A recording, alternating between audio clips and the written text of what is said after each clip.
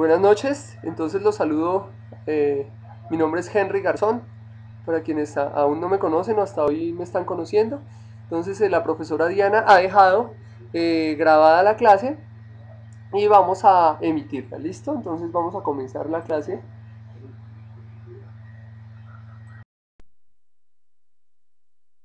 Buenas noches, entonces continuando con la clase, les había prometido el día de ayer que les iba a mostrar entonces cómo es una célula traqueida.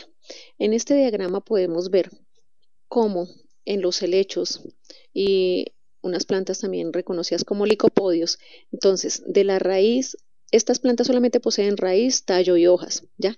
De la raíz a las hojas es conducida la savia bruta por las traqueidas. Entonces las traqueidas son células que están una detrás de la otra, es decir, en filita, y van a permitir llevar la savia bruta. En este otro esquema, veámoslo más o menos acá y lo acercamos. Entonces, estas células traqueidas, se podría decir, tienen un cuerpo y por dentro del cuerpo va como una especie de serpentina, ¿sí? Que es la que va a llevar de una célula a la otra en fila la savia bruta. Igualmente, aquí tenemos otro ejemplo de cómo se vería en un vaso las mismas células ya traqueidas. Por ejemplo, para un pino ya se verían de esta forma. Por acá hay una más, esta, vamos a acercarla para explicar. Vamos a hacer de cuenta que le hacemos un corte, ¿sí? De arriba hacia abajo a un tubo conductor o criboso, por ejemplo, para un pino. Entonces vemos que cada una de estas células, ¿sí? Que está aquí, esta traqueida, por ejemplo, ¿sí? Va unida a la otra por unos poros o cribas. ¿Ya? La siguiente que esté aquí arriba se le van a ver exactamente los mismos punticos, poros o cribas, y van a seguir en línea recta para llevar la savia bruta hacia las hojas para que haga fotosíntesis. Al mismo tiempo, pero más evolucionadas, alrededor de estas se encuentran las células acompañantes, ¿ya? Que son las que van a permitir se forme ya definitivamente lo que es un tubo conductor, un tubo o vaso conductor. ¿Ok? Entonces, estas son las imágenes de las traqueidas y las traqueidas ya formando los vasos. ¿Perfecto? Bueno. Hasta aquí entonces podemos decir termina la circulación en los vegetales y vamos a terminar con la circulación en los animales. Entonces, lo que habíamos visto de la clase, hemos hablado entonces del líquido que circula, el tejido sanguíneo. Entonces, que una parte es plasma, que otra parte son células, es decir, aquí retomemos esta gráfica. Entonces, que la sangre está conformada por una parte líquida, el plasma, que dentro del plasma se encuentran los glóbulos rojos, los glóbulos blancos y las plaquetas. Bien, en esta imagen, aquí por ejemplo, vamos a acercarla, podemos ver los glóbulos rojos. En este momento, los microscopios permiten hacer imágenes de barrido, es decir, que se vean en 3D. Entonces, cada una de estas bolitas que ven ustedes aquí, si las viéramos a color, les veríamos la forma bicóncava, como les decía yo, de una C y su contraria hacia este lado. Cada una de estas es un glóbulo rojo. ¿Listo? Bien. Aquí tenemos entonces la imagen de las plaquetas, ¿ya?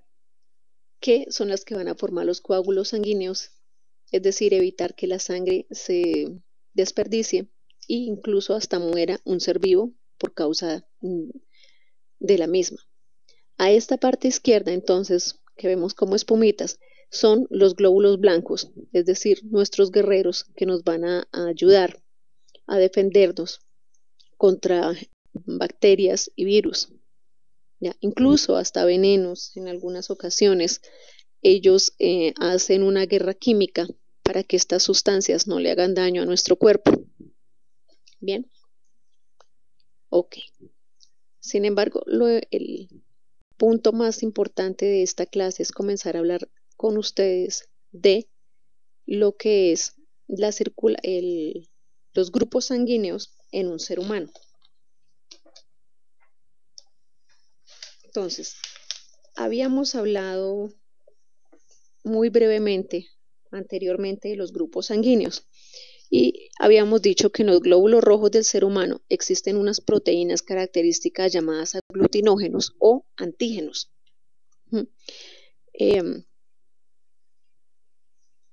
Los cuales son de dos clases. A ver si me dejara acercarme un poco más, más o menos así. Entonces, aquí estarán las características. A este lado vemos, espérate, me corro un poquito, ya. Yo creo que ya ustedes alcanzan a ver el grupo sanguíneo.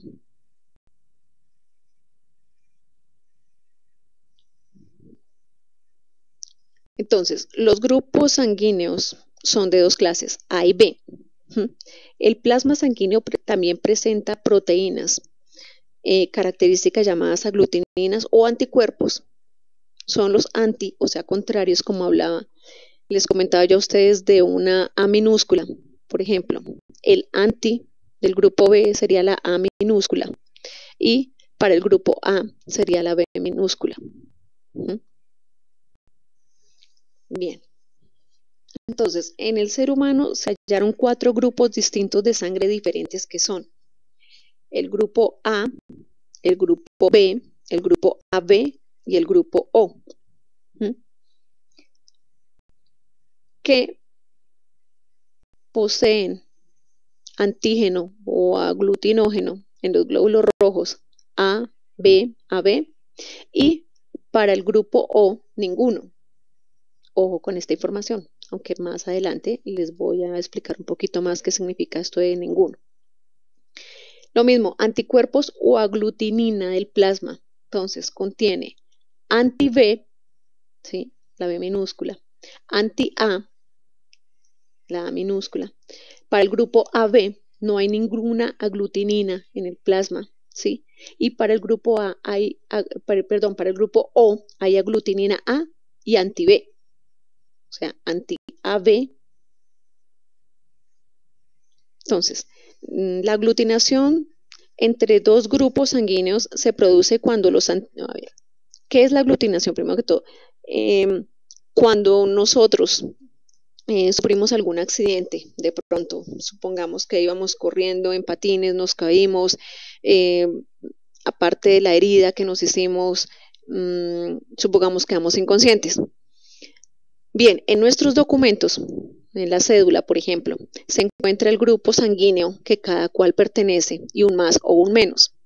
Más adelante explicaré qué significa ese más o ese menos. Bien, es el grupo de sangre que nosotros poseemos y es una información vital para un enfermero o un auxiliar, porque va a saber entonces qué tipo de sangre aplicarnos, que no nos vaya a hacer daño y que por el contrario sí nos ayude por estar desmayados, es decir, a cumplir nuestras funciones y a reponer la sangre perdida. Entonces, ¿cómo lo descubrieron? La aglutinación entre dos grupos sanguíneos se produce cuando los antígenos de los glóbulos rojos del donante, o sea, la persona que dio esa sangre, reaccionan con los anticuerpos del plasma del receptor, es decir, la persona que sufrió la caída en los patines. La reacción consiste en la aglomeración, o sea, aglutinación de los glóbulos rojos. Como quien dice, los glóbulos rojos, al ver sangre que no es de su mismo tipo, se reúnen y esa reunión se llama aglutinación. Ahora, esa aglutinación es peligrosa para cualquier ser vivo porque impide el paso de las mismas células y que vaya oxígeno, sobre todo al cerebro, por ejemplo, que lo necesita urgentemente para poder cumplir sus funciones. ¿Listo? Entonces, demos un ejemplo.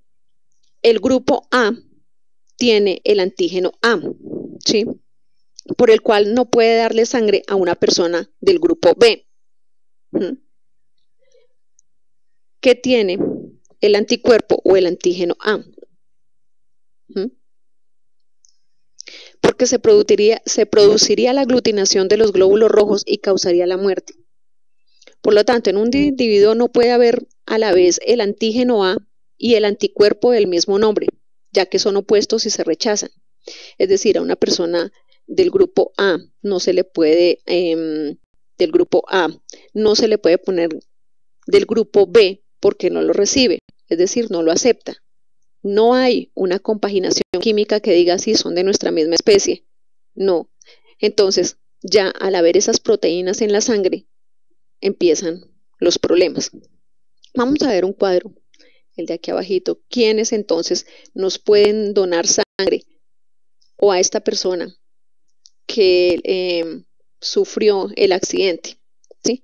Entonces, acá en las convenciones dice que el sí es compatible, es decir, que no hay aglutinación, y no es que significa incompatible porque hay aglutinación. Entonces, de ahí ya podemos decir como características generales que el grupo AB en su plasma carece de anticuerpos que reaccionen con los antígenos del donante. Es decir, puede recibir sangre de cualquier grupo y a este grupo AB se le denomina receptor universal. No hay aglutinación. Miremos acá, no incompatible, no hay aglutinación AB, no y no. Puede recibir del grupo A y puede recibir del grupo B. Lo mismo de su mismo grupo AB, mira.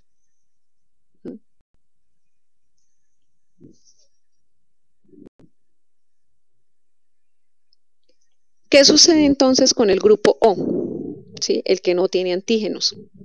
Entonces, el grupo O en sus glóbulos rojos no posee antígenos que vayan a ser aglutinados por los anticuerpos del receptor.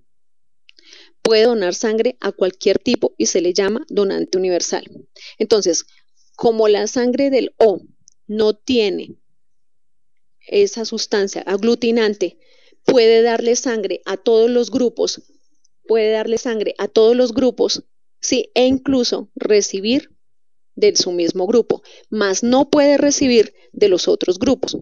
Por eso es dador universal, pero no recibe, sino de su mismo grupo. Lo que no sucede con el grupo AB, porque le puede dar a todos, ¿sí? Pero no puede recibir de todos. Bien. Entonces, hablemos de otro factor importante. Vamos a dejar esta figura aquí para que ustedes la copien, ¿sí? Porque es importante que tengan esta información, incluso si ustedes quieren estudiar enfermería o hacen un curso de la misma, incluso hasta de salud ocupacional, les van a explicar esto también y les van a decir quiénes permiten donar sangre, quiénes no, en fin, y en estas campañas es importante conocer esto, incluso hasta por cultura general. Bien, también en nuestra cédula, entonces, aparte de aparecer el grupo, aparece también un más o un menos. A eso se le llama el RH. El factor RH es llamado factor Reus, que recibe este nombre debido a que en su presencia, fue descubierta por primera vez en la sangre del mono Macacus reus. ¿Sí? Es una proteína que se encuentra presente en los glóbulos rojos de la mayoría de los individuos. A quienes la poseen, entonces se dice que son positivos, y quienes carecen de ella se dice que son negativos. ¿Ya? Entonces, en el estudio que hicieron, lo encontraron en los Macacus reus, ¿sí? Encontraron esta sustancia y la compararon con la sangre de los hombres, diciendo así que es positiva y que es negativa. ¿Listo? El RH es hereditario y las personas con RH negativo no tienen el anticuerpo correspondiente, pero sí reciben sangre del RH positivo. Entonces los fabrican. Esto sucede, por ejemplo, cuando una madre con RH negativo tiene un hijo con RH positivo. Esto significa que fue positivo porque es heredado del padre. La producción de anticuerpos anti-RH por parte de la madre trae consecuencias fatales para el hijo. Aproximadamente el 85% de la población humana es de RH positivo y un 15% de RH negativo. En una transfusión de sangre deben tenerse en cuenta tanto el grupo sanguíneo como el factor RH. Bien, entonces hasta aquí hemos hablado entonces de cómo funciona la sangre en nuestro cuerpo, es decir, por qué podemos recibir de algunas personas sangre y de otras no. ¿Listo? Ahí ya sacamos entonces las conclusiones. Nos vamos a centrar ahora sí a hablar de la circulación en los animales menos evolucionados hasta llegar al hombre. Bien. Entonces, para ello, ya me retiro de esta imagen. Vamos a ver otra.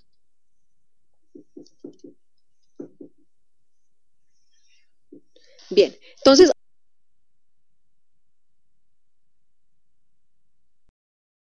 en este punto nosotros vamos a repetir algo de lo que vimos en la clase de ayer.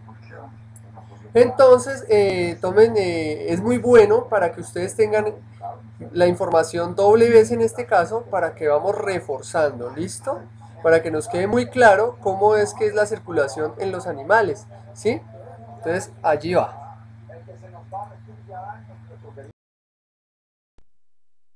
Aquí en la foto estamos viendo cómo es el sistema circulatorio para un pez.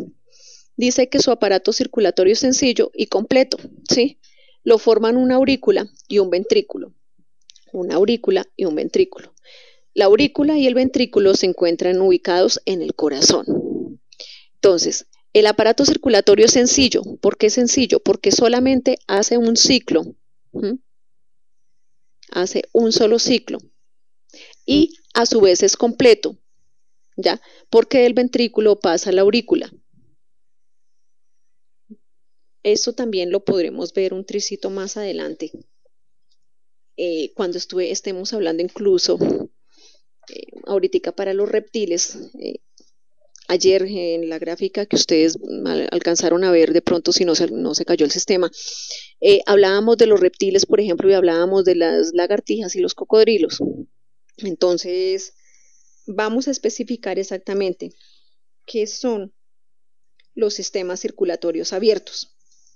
Entonces, sistemas circulatorios abiertos son aquellos en que la sangre se mueve en vasos durante parte de su recorrido y luego llega a espacios abiertos. El cuadrito que veíamos de que decía circulación abierta y cerrada, si ustedes lo recuerdan. Cerrados es porque ya existen o permanecen siempre dentro de los vasos.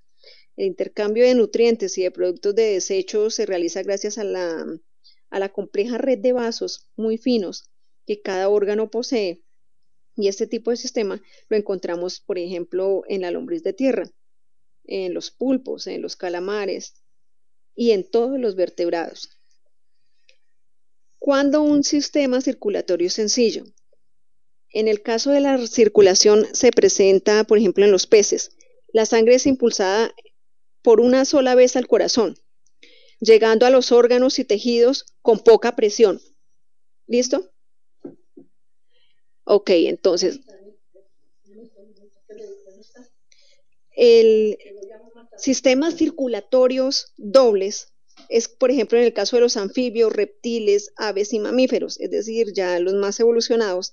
En ellos, la sangre oxigenada en los pulmones regresa al corazón para ser bombeada nuevamente a los órganos y tejidos. ¿Sí? De esta forma se asegura que la sangre llegue con buena presión a los órganos tan importantes como el cerebro y los músculos. ¿Ya?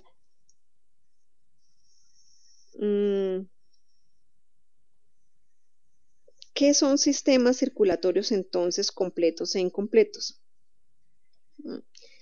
En los sistemas circulatorios completos, la sangre venosa o pobre en oxígeno nunca se mezcla con la sangre arterial, es decir, la que sí lleva oxígeno. Esto se debe a que las cavidades del corazón están totalmente divididas, ¿sí? Por ejemplo, aquí en el caso del cocodrilo, la sangre azul, bueno, como ustedes ven acá,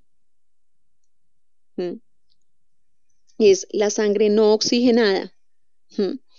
Nunca se va a mezclar con la sangre roja, como sí sucede acá. Estoy acercando un poco la imagen. Como sí sucede en cambio en los anfibios y reptiles. ¿Por qué? Solamente se poseen dos aurículas y un solo ventrículo, ¿ya? Y en un momento de estos va a haber determinada cantidad de sangre que se confunda aquí, es decir, haya sangre oxigenada con sangre no oxigenada, precisamente por haber un solo ventrículo, ¿ya? Sin embargo, cuando esto está sucediendo, eh, vamos a explicar aquí entonces cómo sucedería. A ver, si estuviera saliendo la sangre del corazón hacia todo el cuerpo, aquí la aurícula derecha se cierra un poco, ¿sí? Para que en el momento en que el corazón lo bombee, no se vaya esta sangre que viene no oxigenada a revolver con la sangre oxigenada que viene de los pulmones. Entonces, aquí la circulación sería como un 8, es decir, sale de la aurícula derecha, llega a los pulmones, vuelve nuevamente a la aurícula izquierda, ¿sí? Pasa al ventrículo, del ventrículo es mandada hacia el callado de la aorta que llaman acá, a todo el cuerpo. En todo el cuerpo, que incluye obviamente los órganos, se hace el intercambio gaseoso y de nutrientes. De ahí sale la sangre no oxigenada, o sea, esta azul. ¿Listo? Hace todo el recorrido por todo el cuerpo hasta llegar nuevamente a la aurícula derecha, ¿sí? Donde en el ventrículo también es impulsada hacia los pulmones para que se oxigene. En los pulmones toma oxígeno y vuelve nuevamente a la aurícula izquierda, comenzando así el ciclo. De la aurícula izquierda pasaría al ventrículo, el ventrículo nuevamente a formar el ciclo. ¿Listo? Espero haya quedado claro. ¿Cómo es el corazón entonces para los peces y para los anfibios? Nos podemos devolver un poquito aquí en la imagen, listo. Aunque aquí no está bien especificado cómo es el corazón de un pez, de todos modos sí podríamos decir, como se ve, que tiene un ventrículo y una aurícula. ¿Listo? ¿Dónde está localizado? Se encuentra por debajo de la faringe, es decir, más atrasito de las agallas. Ahí está el corazón de los peces. Del ventrículo se desprende la aorta ventricular que se ensancha del ventrículo. Se desprende la aorta articular que se ensancha formando un bulbo arterioso, ¿sí? La aorta que se ramifica hacia todo el cuerpo. ¿Ya? Va nuevamente a hacer intercambio gaseoso y de nutrientes. Va a las branquias. En las branquias entonces se oxigena para volver nuevamente al corazón. Ojo, aquí por ejemplo, iba a todo el cuerpo, llegaba nuevamente al corazón para ser bombeado hacia los pulmones. ¿Sí? Estamos haciendo como una especie de 8. No el 8 que hacemos como dos bolitas, sino el 8 donde las dos bolitas se intercruzan. ¿Ya? Y esto está sucediendo continuamente, continuamente. ¿Ok? Mientras que en los peces es simplemente una sola rotación, una sola rotación. Entonces, cuando el corazón se contrae, envía. El corazón vuelve y se abre, recibe, vuelve y se contrae y envía, vuelve y recibe, en fin. En cambio aquí, cuando se contrae, hay impulso de sangre hacia los pulmones e impulso de sangre hacia el cuerpo. Lo mismo, cuando se contrae, entonces llega sangre de los pulmones y llega sangre del cuerpo. Bien.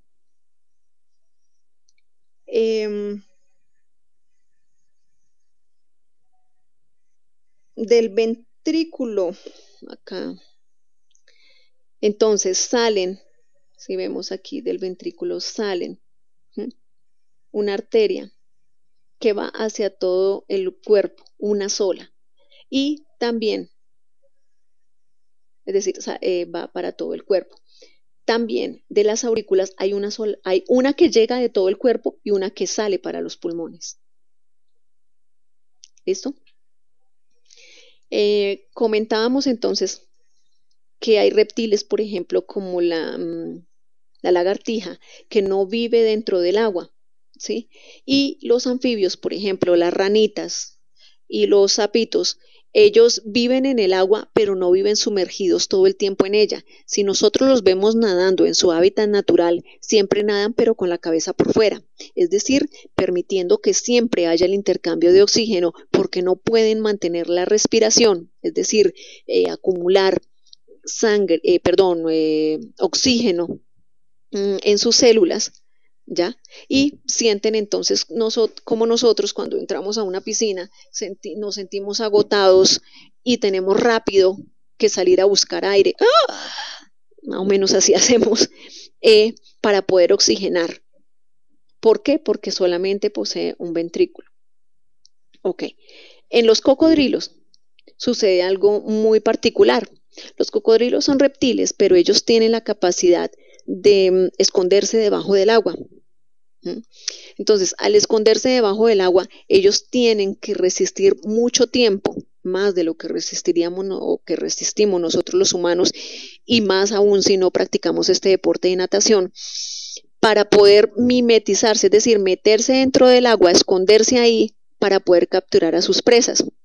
Entonces, el animalito se mete dentro del agua y las aguas tienen que quedar completamente quietas, ¿sí? Y tiene que pasar gran tiempo. ¿Pero por qué lo puede hacer? Porque dentro de sus tejidos, dentro de la misma sangre, acumula gran cantidad de oxígeno, ¿ya? Que no le va a permitir el sentirse ahogado y sí le va a ayudar entonces a que cumpla con su función, es decir, a conseguir su alimento. ¿Por qué? Entra algún animal que cree que no hay nada en el agua y no sabe lo que está escondido ahí. ¿Listo? Bueno, ese sería más o menos el ejemplo para los cocodrilos. Ahora, ¿qué ventaja tienen también los cocodrilos en su sistema circulatorio? Veámoslo aquí abajito, que también es la misma ventaja que poseen las aves y los mamíferos. ¿Ya? Es que, bueno, el corazón está dividido en 4 cavidades, de las cuales la aurícula derecha no se comunica con la aurícula izquierda, ni el ventrículo derecho con el ventrículo izquierdo, ¿ya? Lo que hace entonces que el sistema circulatorio sea completo. Completo, recordemos, porque no se mezcla la sangre oxigenada con la no oxigenada, ¿ok? Y es un aparato circulatorio doble, porque llega de los pulmones al corazón la sangre, y de ahí es impulsada a todo el cuerpo, pero a su vez también llega sangre de todo el cuerpo y es impulsada hacia los pulmones. Entonces, en el momento en que se contrae el corazón, ya va a salir hacia todo el cuerpo sangre oxigenada, ya, y al mismo tiempo va a salir del corazón sangre hacia los pulmones para que se oxigene. ¿Listo? El corazón se abre y entra sangre ya oxigenada, y al mismo tiempo llega la sangre que viene de todo el cuerpo, que no trae oxígeno, para que nuevamente comience el ciclo, es decir, vaya a ser impulsada hacia los pulmones. ¿Listo? Vuelvo y lo repito. Entonces, está el corazón, cuando se contrae, va a salir sangre hacia todo el cuerpo y hacia los pulmones. Entonces, hacia todo el cuerpo y hacia los pulmones. Cuando se contrae, sale. Cuando el corazón se relaja, entonces le llega sangre de los pulmones y de todo el cuerpo. ¿Ya? Esta circulación doble es debido a que aquí en toda la mitad hay un cuerpo calloso, es decir, una barrera que delimita las aurículas, delimita los ventrículos y no permite que la sangre se revuelva. y pueda estar enviando sangre en dos direcciones a la misma vez, hacia el cuerpo y hacia los pulmones. Lo mismo que recibiendo sangre de todo el cuerpo, perdón, por este lado sería recibiendo sangre de todo el cuerpo y enviando sangre hacia los pulmones. ¿Listo? Bien. ¿Cómo es entonces el corazón de un ave y de un mamífero?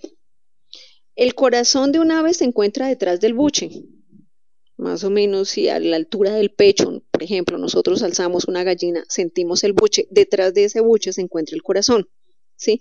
Y para los mamíferos ya hay vértebras, perdón, no son vértebras, son costillas, que se han cerrado un poco más, formando la caja torácica, ¿sí? Y el corazón se encuentra más o menos ubicado hacia la parte izquierda. ¿Listo? Juntos, aves y mamíferos poseen dos aurículas, dos ventrículos. Entonces, para las aves, del ventrículo izquierdo sale la arteria aorta, que se divide en ramas que van a la cabeza, alas y demás partes del cuerpo. Del ventrículo derecho salen las arterias pulmonares. Ahora, para los mamíferos, entonces, los vasos que salen del ventrículo izquierdo sale el arco aórtico, del cual se desprenden las arterias que van a todas partes del cuerpo, ¿sí? Y del ventrículo derecho salen las arterias pulmonares. Ahora, ¿qué vasos llegan en las aves? A la aurícula izquierda llegan las venas pulmonares y a la derecha las venas cavas inferiores y superiores que vienen del cuerpo. O sea, las que vienen de la cabeza serían las superiores y las que vienen del resto del cuerpo, es decir, de sus extremidades, las paticas, las alas, llegarían por las cavas inferiores. Para un mamífero, entonces, las venas cava superior e inferior llegan a la aurícula derecha, igualmente, y las venas pulmonares a la aurícula.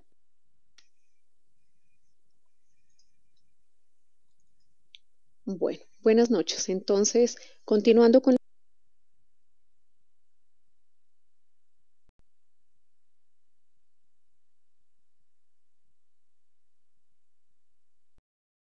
Bueno, muchachos, entonces ahora vamos a continuar con el otro tema, ¿sí?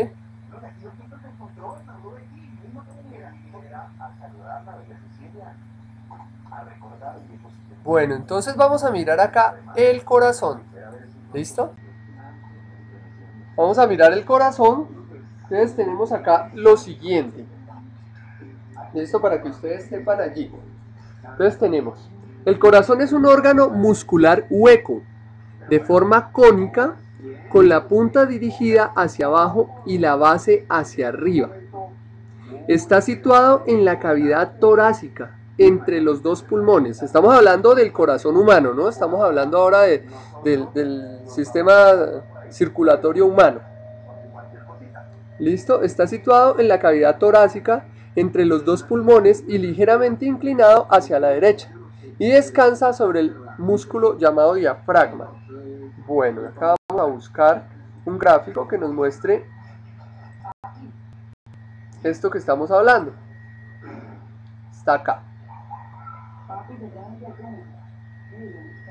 Véanlo, entonces listo. Acá nosotros tenemos el corazón, tenemos los pulmones, entonces está acá más o menos como está en la vida real el circuito circular, o sea, quedaría el circuito de venas y arterias. Bien, bueno, entonces aquí vamos a continuar con nuestro corazón.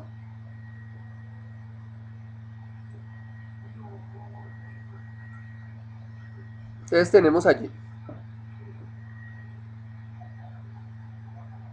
Entonces descansa sobre el músculo, un músculo que se llama el diafragma, ¿sí? Tiene el tamaño del puño y mide aproximadamente 10 centímetros de alto por 10 centímetros de ancho y 7 centímetros de espesor. Pesa más o menos 300 gramos y es de color rojo. El corazón está formado por 3 capas, ¿sí? Entonces aquí vamos a mirar las 3 capas en este dibujo que estamos viendo acá. ¿Listo? Entonces allí en este dibujo vemos las 3 capas del corazón. Dice, La primera capa se llama pericardio o capa externa. Peri significa externo. Es esto de acá, el pericardio. ¿Sí? Vamos a mirar si hay una foto que tenga mejor esta. Bueno, acá está más o menos. ¿Sí? Bueno, claro que esta no es. Miremos mejor esta. Entonces el pericardio es la parte de afuera. Es una capa cerosa de 2 hojas que recubre el corazón y lo adhiere a los pulmones. Está formada por células epiteliales simples. Acá más o menos, estos son los pulmones, esto que se ve acá. ¿Sí? Estos también son los pulmones. Y lo que lo adhiere a los pulmones es el pericardio, es la parte externa del corazón. ¿Mm? Luego dice el miocardio. Ustedes han escuchado mucho que dice infarto al miocardio. Entonces el miocardio, digamos que el pericardio es como una telita. Cuando nosotros hemos comido hígado, más que todo el hígado, nos damos cuenta que hay que quitarle una telita. El corazón también tiene una telita, esa telita se llama el pericardio. ¿Listo? Bueno, entonces ahora tenemos el miocardio. Dice forma toda la masa del corazón. Es todo esto. ¿Sí? Toda esta masa. Está constituida por fibras musculares estriadas, denominadas fibras cardíacas, y su contracción es rápida, incansable e involuntaria. Se llaman estriadas, acordémonos que hay 2 tipos de músculos, liso y estriado, ¿sí? Y entonces el corazón es un músculo. Aquí está, miren, ¿sí? Entonces acá está las fibras, este es el miocardio, vea, acá se nota el miocardio, ¿sí?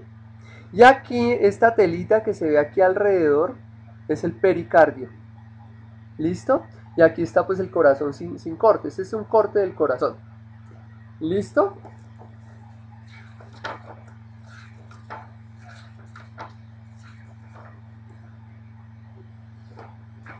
Bueno. Entonces ahora dice el endocardio o capa interna. ¿Sí? Entonces acá tenemos miocardio, que es todo esto, el pericardio, que es esto, y ahí el endocardio. Está formada por tejido epitelial pavimentoso, o sea, el endotelio. Si vamos a buscar acá donde diga endotelio. Bueno, por ningún lado dice. Bueno, no dice acá. Entonces vamos a mirar en el otro.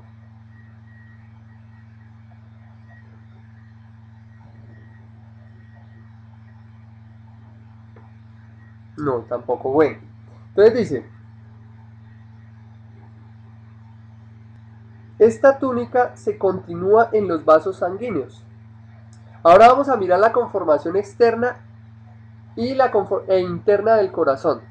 ¿Listo? Entonces esa es esta foto. Conformación externa e interna. Exteriormente el corazón presenta 2 surcos, uno longitudinal y uno transversal. Vea, acá está uno longitudinal, ¿sí? Y tiene uno transversal. Dichos surcos dividen el corazón en 4 partes desiguales, 2 superiores pequeñas y 2 inferiores más grandes. Véanlo, acá están las inferiores y las 2 pequeñas. ¿Sí? Interiormente el corazón presenta 4 cavidades, entonces acá está por dentro el corazón, 4 cavidades, una acá, otra acá, otra acá y otra acá. Bien, denominadas aurículas, que son estas de acá. Entonces, como decíamos, siempre en la foto se ve al revés, entonces dice aquí aurícula izquierda y aquí aurícula derecha.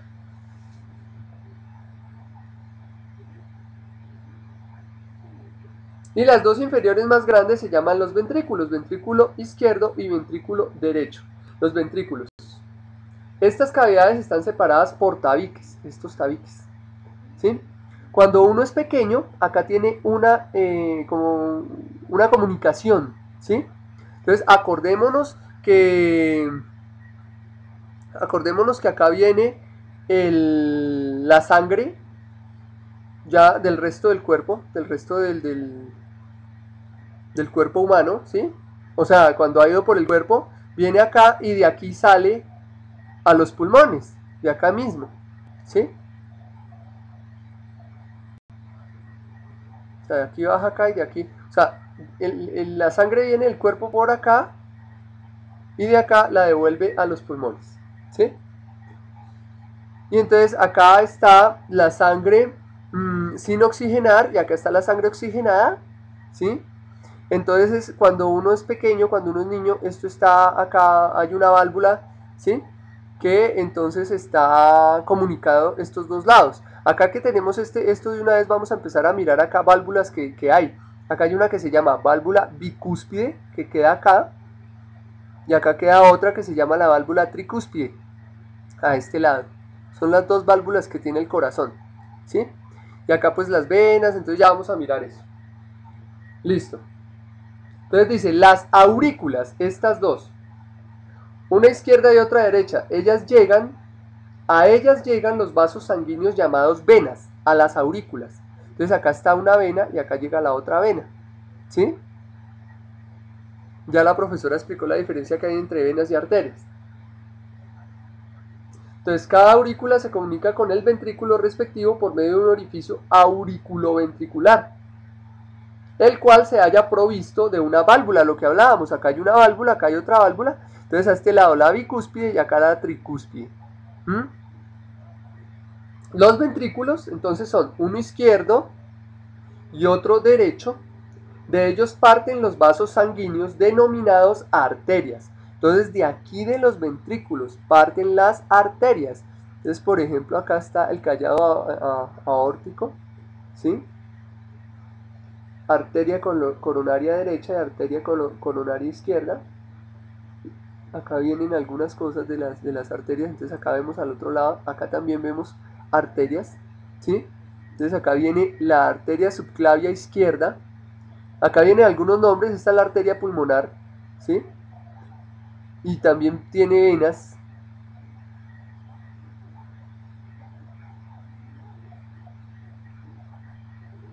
Vean, la arteria pulmonar es esta, es como una Y, entonces viene así, viene acá por este lado y acá viene la otra. Esta es una vena, por no me equivoqué, esta es la arteria pulmonar, ¿listo? Aunque póngale cuidado, acá sale la vena y acá resulta una arteria, ¿sí?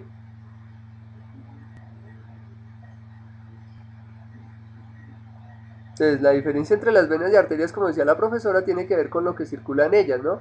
En una va oxigenada y en la otra va sin oxigenar, ¿sí? Entonces acá vemos las aurículas, los ventrículos en este, ¿sí? Entonces vemos allí las venas pulmonares, vea, y la arteria circunfleja.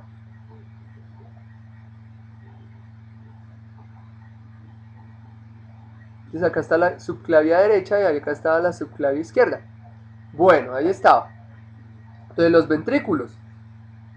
Entonces, las paredes de los ventrículos, entonces vamos a las paredes de los ventrículos, estas paredes, son gruesas, carnosas y presentan protuberancias, ¿sí? Y presentan este tejido así, de este modo, porque los ventrículos realmente son una bomba de un fluido que es la sangre. Entonces, la intención de esta bomba, que es nuestro corazón, es llevar el fluido, empujarlo, ¿sí? Empujarlo y formar el flujo. ¿Cómo se ve? Una aurícula se comunica con un ventrículo, pero no lo hacen las aurículas entre sí. Entre ellas no hay comunicación entre las aurículas. Entre los ventrículos, cuando uno es adulto, tampoco hay comunicación. ¿Listo?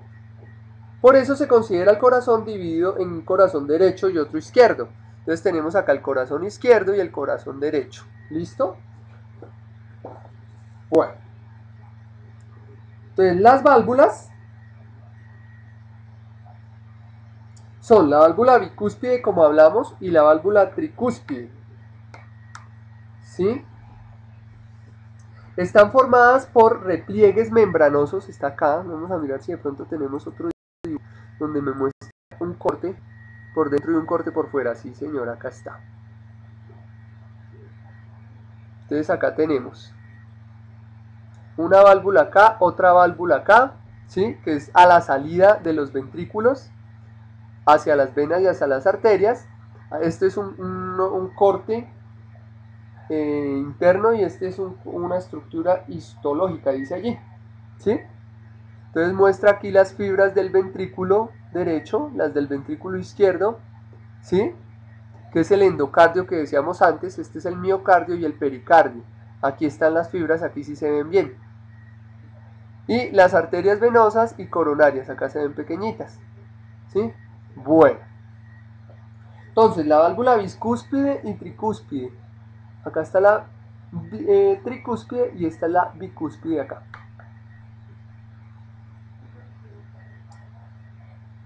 Entonces están formadas por repliegues membranosos que flotan en el ventrículo. Tienen como función dejar pasar la sangre de las aurículas a los ventrículos respectivos e impedir el retroceso. ¿Listo? O sea, va de la aurícula al ventrículo, pero no puede del ventrículo a la aurícula. ¿Sí? Es como una especie de cheque. Un cheque.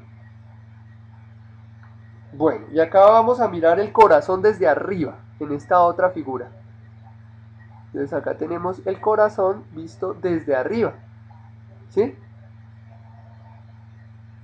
Y acá muestra el funcionamiento de una válvula, vea, va de para allá y luego cuando se va a devolver no se puede, como un cheque, como les decía, como el que se usa en los tanques de agua, para que el agua suba, entre al tanque, pero no se devuelva, si no se desocuparía el tanque, ¿sí? Bueno, entonces acá tenemos esta válvula que se llama la válvula sigmoidea, ¿sí?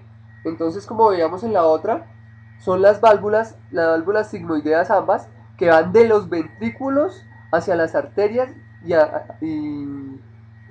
hacia las arterias, exacto, de los ventrículos a las arterias. Y estas son la tricúspide y esta la bicúspide, que son estas que están aquí mostradas. Listo.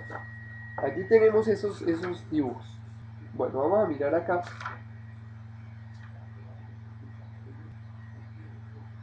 Los vasos sanguíneos. ¿Cuáles son los vasos sanguíneos? Entonces nosotros estábamos hablando de que habían venas y que habían arterias, ¿sí?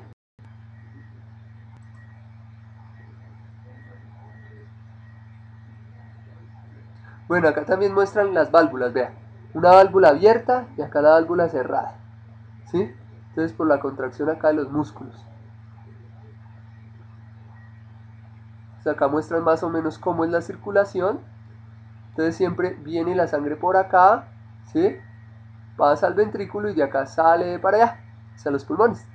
Acá entonces también lo mismo, llega por acá a la aurícula, ¿sí? Llega por acá, pasa al ventrículo y de aquí sale acá, hacia acá. ¿Listo? Bueno, esa era una. A ver si hay otra de los vasos sanguíneos.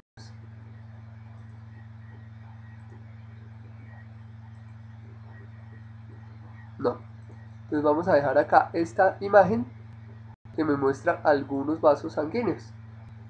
¿Sí? Venas a este lado. Vamos a dejar acá así grandecito. Entonces acá vemos una arteria y vemos una vena. ¿Sí? Las venas siempre se representan azules porque representa que van sin oxigenar. Y la arteria se representa roja porque va con oxígeno. ¿Sí? Es por eso. Bueno, entonces vamos a mirar aquí. Tenemos, ¿qué son los vasos sanguíneos? Son conductos de diverso calibre y longitud, de paredes membranosas elásticas y dilatables. En el interior de ellos fluye sangre y la linfa. Ayer la profesora explicaba que era la linfa, ¿no? ¿Recuerdan? Que era el líquido este que hay en la sangre que sirve para nutrir y sirve para muchas cosas más, y en las células, en algunas células era algo distinto.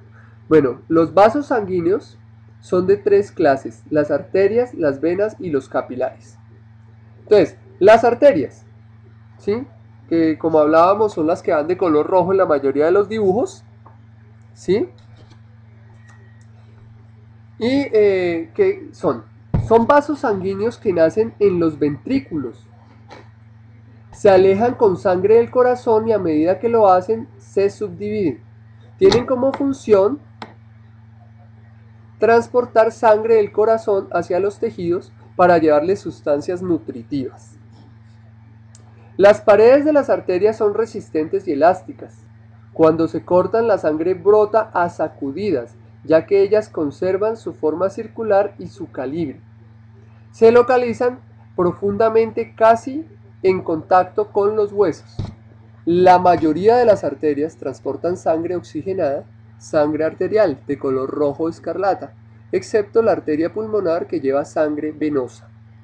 ¿Sí? Es la única arteria que no lleva sangre oxigenada, sino sangre venosa, y se llama arterias por su calibre. Las estructuras de las arterias, entonces las paredes de las arterias están formadas por 3 túnicas, ¿sí? ¿Qué son? Túnica externa, formada por tejido conjuntivo fibroso. Túnica media, formada por tejido elástico en las arterias grandes y por tejido muscular en las arterias pequeñas o arteriolas. De todas estas cosas, por favor, vayan tomando nota. Túnica interna, formada por tejido epitelial denominado endotelio. Es la continuación del endocardio del corazón. Ahora vamos a mirar las venas. Entonces acá vemos una vena, la vena subclavia, véanla. ¿Sí? Y acá viene la arteria pulmonar. Por eso yo les decía, esta arteria tan raro que resulta que una vena. Pues ya sabemos por qué. ¿Sí? Entonces acá viene la vena cava superior, ¿sí? La vena subclavia, ¿sí? Y esta arteria pulmonar derecha, esta debe ser la arteria pulmonar izquierda. Ah, no, vea, vena subclavia izquierda y esta es la arteria pulmonar derecha. Y la arteria pulmonar izquierda, vean, acá está. ¿Sí? Esas llevan sangre venosa. Entonces, esta sabemos que es vena, ¿por qué? Porque llega a la aurícula. ¿Sí? Y esta otra también va a ser vena porque sale de la otra aurícula. Mientras que esta se llama arteria porque sale del ventrículo. O entra al ventrículo. ¿Sí? Sale, perdón. Siempre sale. Bueno. Miremos acá. Del ventrículo siempre sale. ¿Ve? Listo, ahí tenemos. Ahí ya vamos aprendiéndonos bien esto. Bueno, entonces las venas son vasos sanguíneos que llevan sangre al corazón y llegan a las aurículas. Entonces las venas llegan, las arterias salen. A medida que suben o bajan hacia el corazón se reúnen o anastomosan. ¿Sí? Se reúnen o anastomosan. Esa palabra, anastomosan. ¿Sí? Voy a abrir acá el Paint para escribir esas palabras raras. ¿Sí? Bueno. Entonces ahorita escribimos allí lo que es anastomosan, que significa se reúnen. Cuando las venas se cortan, sus brotes se aplanan y la sangre fluye de modo continuo. O sea, esa es la diferencia de una arteria y una vena. ¿Sí? La arteria entonces es a sacudidas y en la vena es continuo. ¿Listo? Entonces acá la palabra era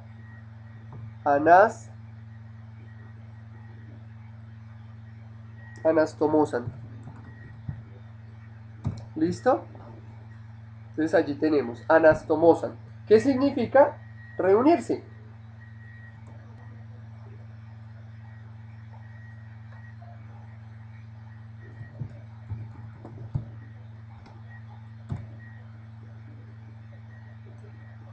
Ahí está. Anastomosan es lo mismo que reúnen.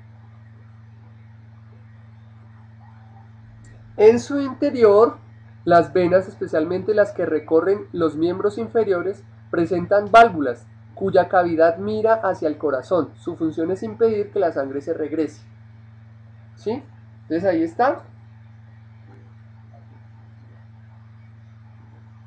Las venas tienen como función recoger de las células de los tejidos las sustancias de desecho y el gas carbónico, por lo cual transportan sangre escasa de oxígeno, de color rojo azulado, excepto las venas pulmonares que llevan sangre oxigenada o arterial. ¿Sí? Sangre venosa, como decíamos hace un momento. Perdón, no. Habíamos hablado de las arterias pulmonares llevan sangre venosa y las venas pulmonares entonces llevan sangre oxigenada. Allí se cambia el nombre. ¿Sí? Es donde hay que tener en cuenta. Bueno, la estructura de las venas. Las venas, al igual que las arterias, presentan túnicas. ¿Sí? La túnica, también tres túnicas. Entonces, la túnica externa formada por tejido conjuntivo, la túnica media por tejido muscular liso y la túnica interna constituida por endotelio, igualito que las arterias.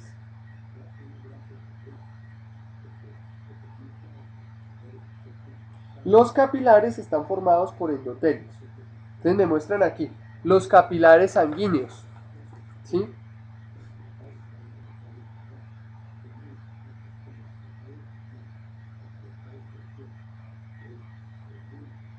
Entonces son vasos finísimos que comunican las últimas ramificaciones de las arterias con las raicillas de las venas.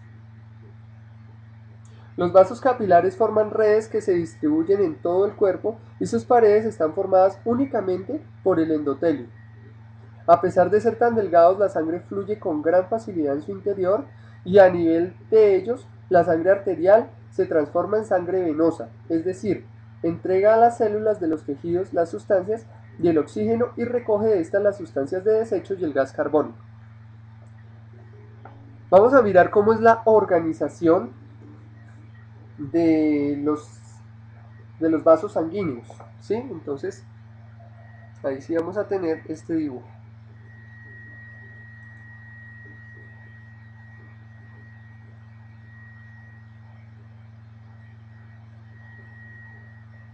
¿Listo? La organización de los vasos sanguíneos. Entonces dice acá, los vasos sanguíneos se organizan en tres sistemas, arterial, venoso y linfático. El sistema arterial, todas las arterias nacen en el corazón. Entonces acá, en los ventrículos, salen de los ventrículos, ahí salen todas las arterias para todos lados. ¿Sí? Entonces está la aorta. Bueno.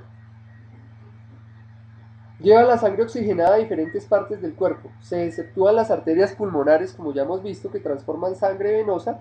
Por consiguiente, se consideran el sistema de la aorta y el de la pulmonar. Son los dos sistemas arteriales. Entonces acá está la aorta, ¿sí?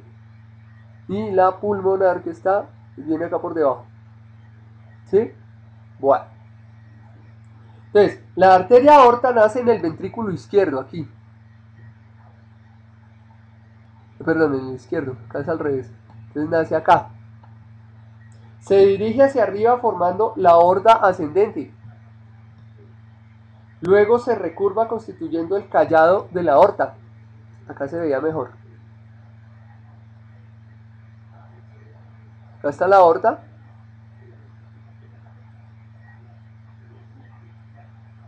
¿Dónde se veía el callado de la aorta? Creo que se veía en este otro dibujo.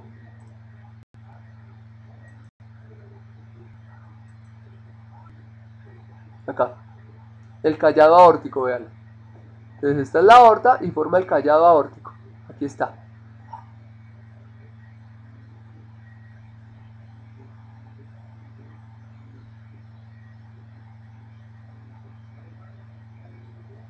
Y finalmente continúa hacia abajo formando la aorta descendente.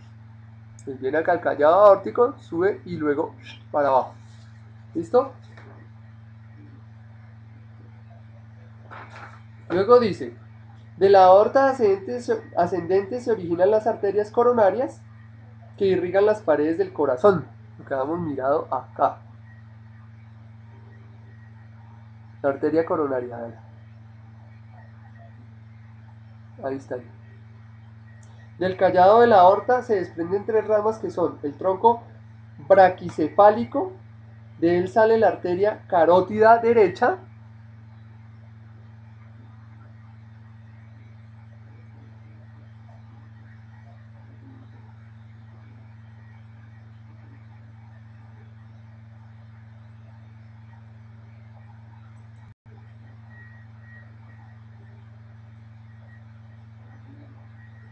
Nosotros por acá habíamos mirado la carótida.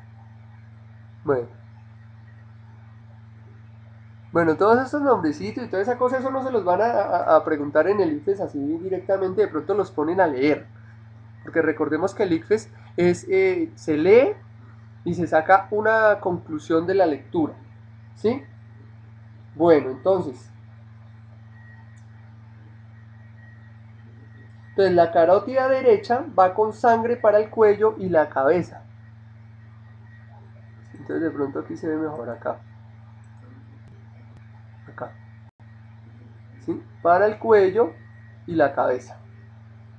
La arteria subclavia derecha irriga el hombro y el brazo derecho. Entonces viene para acá y la otra viene para acá. Estas son las carótidas. La subclavia, perdón, subclavia, va por debajo de la clavícula. La carótida izquierda va a irrigar el lado izquierdo del cuello y la cabeza. Entonces lo mismo que esto, pero al otro lado. Bien. La subclavia izquierda irriga el hombro y el brazo izquierdo. Las dos subclavias derecha e izquierda que van a los miembros superiores reciben en su recorrido los nombres de las regiones que irrigan. Axilar, humeral. Esta última se divide en dos, la cubital y la radial. Acordémonos que las arterias van junto a los huesos, las cuales se reúnen para formar la arcada palmar que ramifica para irrigar los dedos. De la aorta descendente se desprenden numerosas arterias al lado y lado para irrigar los diferentes órganos. Entonces son bronquiales, irrigan los bronquios y el tejido pulmonar. Las esofágicas, llevan sangre al esófago. Diafragmáticas van al diafragma, trompo celíaco. De él se desprenden tres ramas, la hepática que va al hígado, la estomática que va al estómago y la esplénica que va al vaso. ¿Listo? Entonces después ustedes van tomando nota de esto despacio. La arteria mesentérica superior irriga el intestino delgado y parte del grueso. La arteria mesentérica inferior irriga el colon y el recto. Las arterias renales van a los riñones. Las ilíacas primitivas son otras, las ilíacas van para los huesos ilíacos, ¿sí? Que son por acá. Sí, estos son los huecos ilíacos. Los huesos, perdón. Resultan de la división de la aorta descendente, perdón,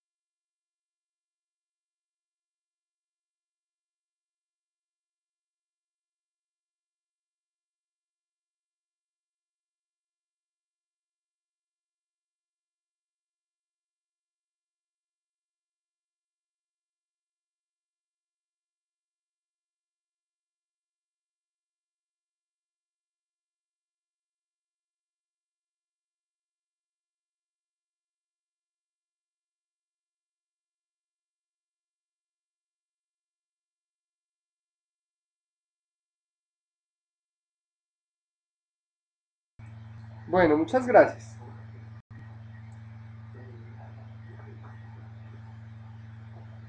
Bueno, entonces íbamos la arteria renales van a los riñones, las ilíacas primitivas y también viene el sistema de la arteria pulmonar. Entonces, la arteria pulmonar nace en el ventrículo derecho y al salir se divide en dos ramas, la arteria pulmonar derecha y la izquierda.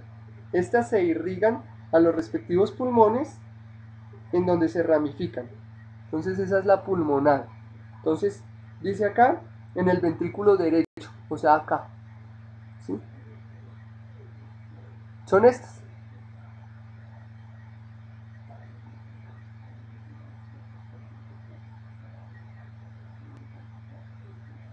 Sí, las que se ven acá. Vamos a verlo acá más grande. Vean, es esta. Bueno. Entonces el sistema venoso, entonces las más importantes son las 4 venas pulmonares, que las vemos acá. La vena coronaria, la vena cava superior, la vena cava inferior y la vena porta. ¿Sí? Entonces esta vena porta dice que está formado por la reunión de venas mesentéricas superior e inferior que recogen la sangre de los intestinos, la vena estomática que recoge la sangre del estómago y la vena esplénica que viene del vaso. La vena porta termina como un solo tronco en el hígado donde se capilariza. Listo, esta vena porta es muy importante porque recoge toda el recorrido sanguíneo de estos órganos, del hígado, del estómago, de los intestinos. ¿Listo? Entonces, el sistema linfático es un sistema inmunológico, ¿sí? Está constituido por los vasos linfáticos y los ganglios linfáticos. Ustedes colocan acá debajo de en el cuello, por acá colocan los dedos, ¿sí?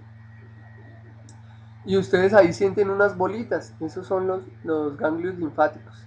También debajo de las axilas hay otros, entonces si ustedes ahí miran debajo de las axilas hay otros, ¿sí? Entonces el sistema linfático está constituido por vasos linfáticos y ganglios linfáticos. Este sistema complementa la función de la sangre. Entonces los vasos linfáticos están encargados de transformar la linfa. Son cerrados en su nacimiento, muy delgado y con válvulas en todo su recorrido, que impiden el retroceso de la linfa. A medida que se unen con otros, aparecen tubos mayores, los cuales presentan en su trayecto pequeños cuerpos denominados ganglios linfáticos. ¿Sí?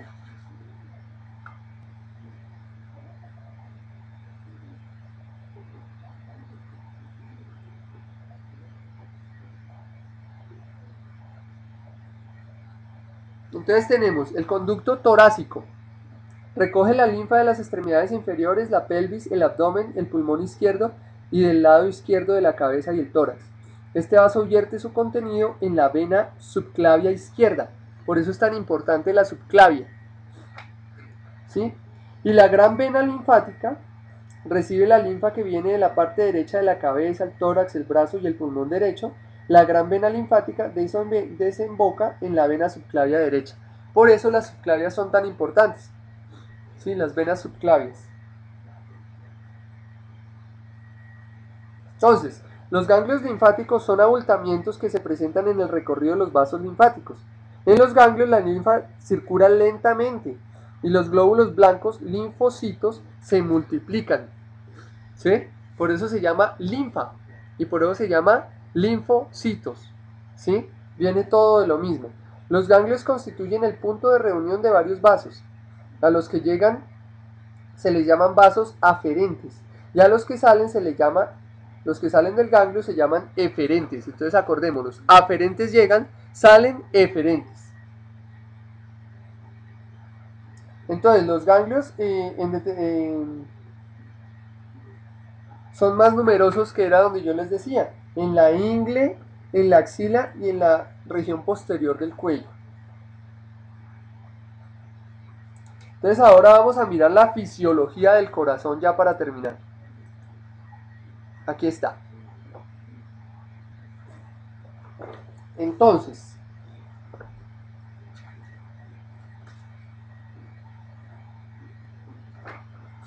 dice acá, tenemos sístole y diástole, ¿sí? Que son los movimientos del corazón. Entonces, ciclo o revolución cardíaca. Se llama ciclo o revolución cardíaca a las fases de la actividad, contracción y de reposo, relajación, que se experimenta continuamente en el corazón para dar impulso y recibir la sangre.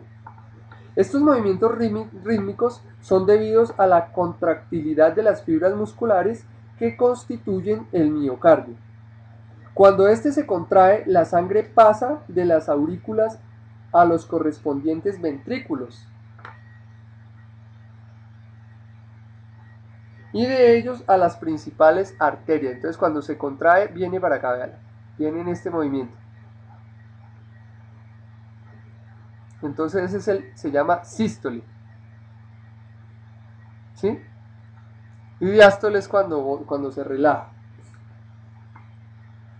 Dice, los músculos del corazón no actúan continua ni simultáneamente, ya que al movimiento de contracción o sístole de las dos aurículas, ¿sí? La contracción, corresponde un movimiento de relajación pasiva o diástole de los ventrículos o viceversa. Entonces, contracción se llama sístole, relajación se llama diástole. En síntesis, estos fenómenos nos ocurren en el siguiente orden. Contracción o sístole auricular. Va así, sístole auricular, se contraen las aurículas. Luego, contracción o sístole ventricular. Y por último, diástole general, reposo del corazón. ¿Sí? O sea, contrae acá, contraen las dos al tiempo y esto relajado. Luego, contraen estos de abajo y estos relajados. Y luego relajación general. Así es. La ocurrencia sucesiva de estos tres tiempos o fases constituye una revolución cardíaca y se realiza normalmente 8 o 10 por segundo. 8 décimos de segundo, perdón, en 8 décimos de segundo.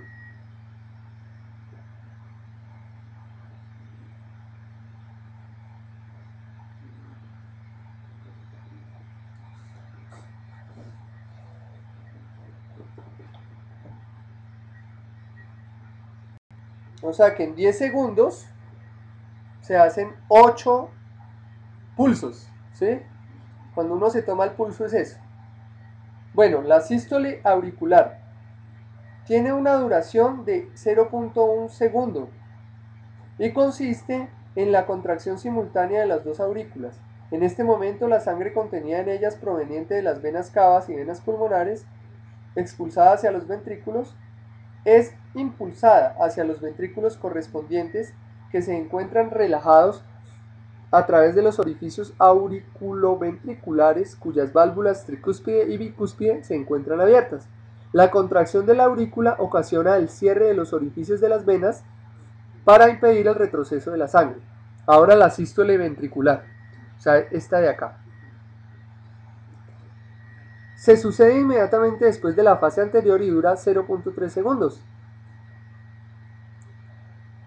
Durante ella, las paredes de los ventrículos se contraen simultáneamente y la sangre contenida en ellos presiona las valvas de las válvulas auriculoventriculares tricúspide y bicúspide, determinando su cierre e impidiendo que se abran.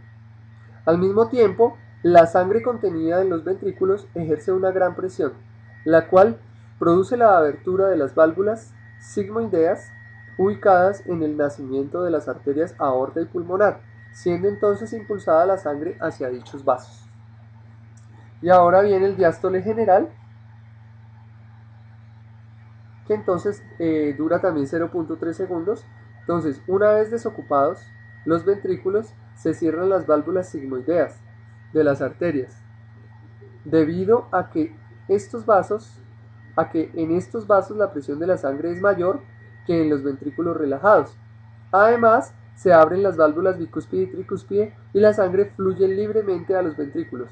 La diástole termina cuando las aurículas vuelven a contraerse, iniciando así otra revolución cardíaca. Listo, allí quedó.